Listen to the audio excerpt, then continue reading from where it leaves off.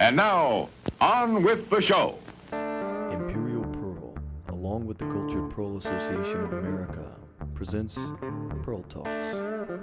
Natural pearl expert Casey Bell at the 2011 Tucson Gem Show.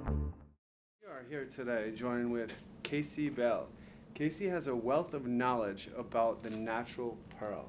Casey, how long have you been in the industry? Probably a little over 30 years now. A little over 30 years. Now, over that 30 years, you were telling me you gained this knowledge throughout your travels, throughout your dealings with, and evolved into selling the natural pearls. Can you tell me a little bit about that evolution into the natural pearl business? Good question, Josh. You know, I graduated from GIA in 1979, 1980, and from there evolved into different gemstones to buy and sell. And after a couple of years, I just sort of evolved into pearls. My family came from the Orient, so it was a real draw and an understanding for pearls. And first I sold cultured pearls. Cultured pearls at that time were mainly Japanese, some South Sea. The Japanese Akoya was really the most popular, and that had been discovered in the early part of this century.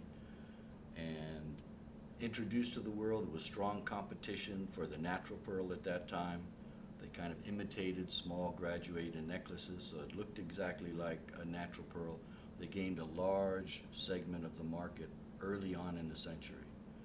From there, they just kept producing pearls. They got bigger and bigger. They had most of the market. It might have been up to about 80% of the market in the world. That's when we first started to sell. I was going to Japan all the time to buy pearls, bring them back, doing trade shows. I did trade shows for more than 19 years. At that time, then even in Japan, they invented a freshwater pearl from Lake Biwa. That was a wonderful pearl, a very Biwa beautiful pearl. Exactly, a Biwa pearl.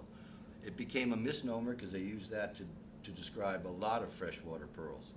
Then China discovered pearls.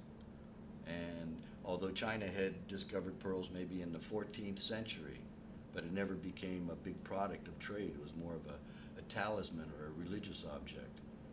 They would put a little carved Buddha into a shell and So more as decorations, more as... Yeah, symbolic, perhaps a religious symbol. And they had the technology, that's what they could do. And from there, in probably the early 90s, they started to make, maybe in the 80s. And they pretty much started to produce a lot of pearls. The pearls got better and better in quality and in size.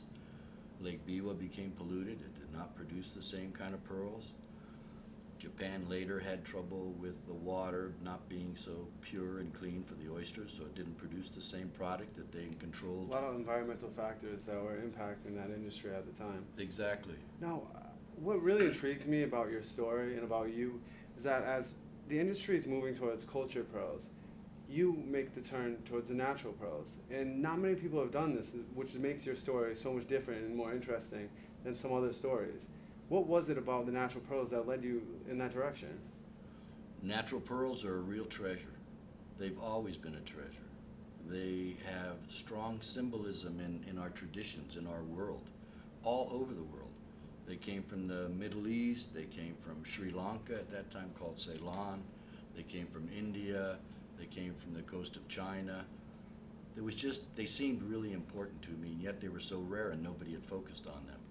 And the cultured pearls were a product to sell. Of man. Right. Of that But it was a balance of real man. point of the ingenuity of man and how they could manipulate nature, control nature to The produce balance. a product of what they wanted. It's incredible. So I moved into natural pearls. I just liked them. They were rarer.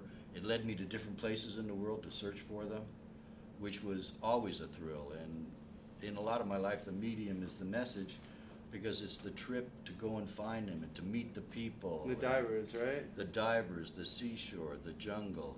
So have you developed a good relationship with these divers in different areas and stuff? I've like had that? them save my life a number of times. Really? It's a really exciting thing, and you meet really wonderful people all over the world that are around these pearls and looking for them.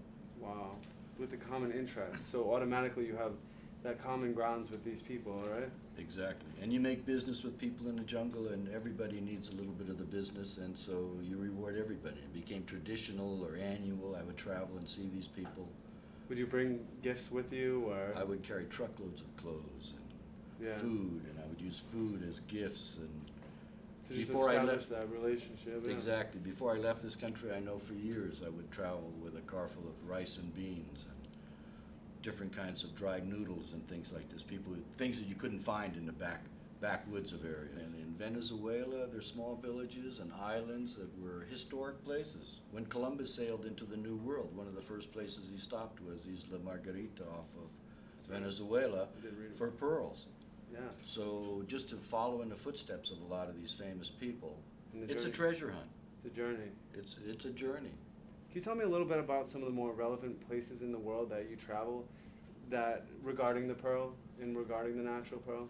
Venezuela was a historic place. There's still pearls there, I'm sure, not Pearl as beds? many. Pearl beds. I think Oyster it's just beds. local people that might fish for them. I don't think there's any industry. There's probably no industry, quote unquote, looking for natural So you're pearls. constantly on a treasure hunt, pretty much. Always. Following leads, right? Always.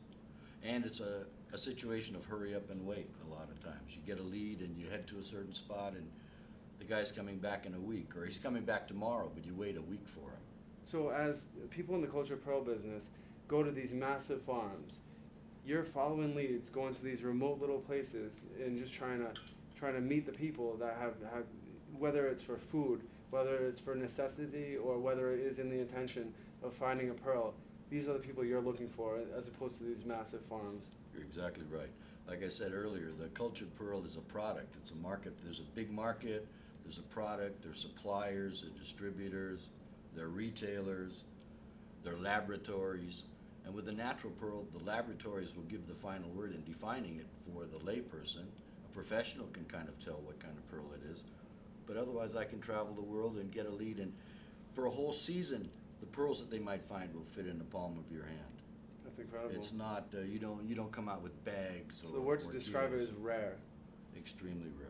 Now, how rare is it? Can you tell me about, and one out of how many shells do they have to go through to find these treasures? I've seen statistics that will say 1 in 10,000, 1 in 500,000.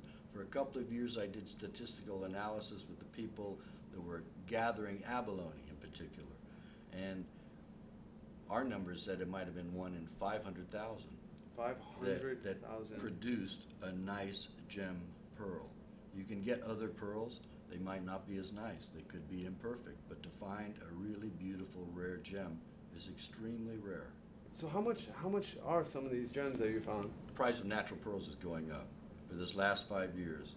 Do you think that's a reflection of the environmental climates in these areas because they're not finding as many, or are less people just diving? All of that, all of the above.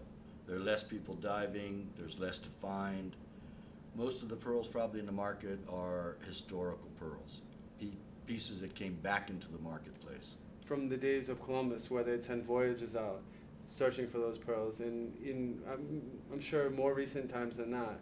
Some of those pearls, those historic pearls that you just mentioned, are still to be seen in the treasuries of Europe, in the crown jewels, on display in museums, jewelry that might be from the 1700s or 1600s. Those pearls are still viewable and are still around and are treasures. A lot of the natural pearls that were found gravitated to the treasuries all over the world. When they discovered pearls in the Middle East and it was a trade, those people sailed all over the world selling their pearls. But they went into the treasuries in India, Europe, even some to America. How's the quality of the pearls, like, erode at all? They can degrade a little bit, but usually they can be cleaned. Sometimes if somebody wears a necklace and hands it down, so somebody's been wearing it for 100 Oils years. and the pH. right? Exactly. It can turn a little bit yellow, but that can usually be washed and cleaned up. The pearls would still be around. Acid will destroy a pearl. Your skin perspiration is acidic, and so that can degrade the surface of the pearl. Yeah. And a lot of those natural pearls have been handed down from generation to generation.